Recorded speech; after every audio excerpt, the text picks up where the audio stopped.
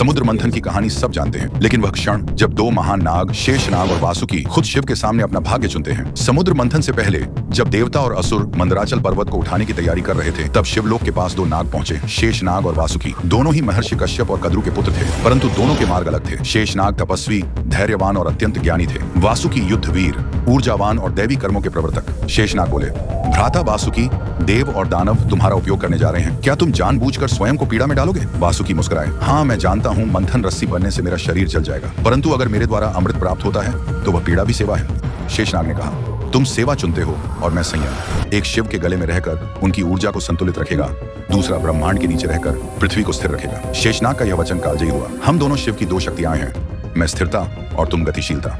जब यह संवाद समाप्त हुआ तो स्वयं भगवान शिव प्रकट हुए और बोले, हे मेरे नागपुत्रों, एक मेरी पीठ का आधार बनेगा और दूसरा मेरे कंठ का अलंकार। तुम दोनों ही अनंत काल तक मेरे अंग रहोगे। उस दिन से शेषनाग विष्णु के शयनासन बने और वासुकी शिव के गले का श्रृंगार। ये कथा दिखाती है कि शक्ति के दो रूप होते हैं, एक जो धारण करती है शेष, एक जो प्रेरित करती है वासुकी। और जब दोनों शिव की उपासना में एक हो जाते हैं तभी सृष्टि संतुलित रहती है। ये कथा बहुत कम ग्रंथों में संदर्भित है, मुख्यतः लोक कथाओं, पद्म पुराण के नागकथा प्रसंग और शैव वैष्णव परंपराओं की मौखिक परंपराओं में, लेकिन इसका भाव गहराई से सत्य और दार्शनिक है।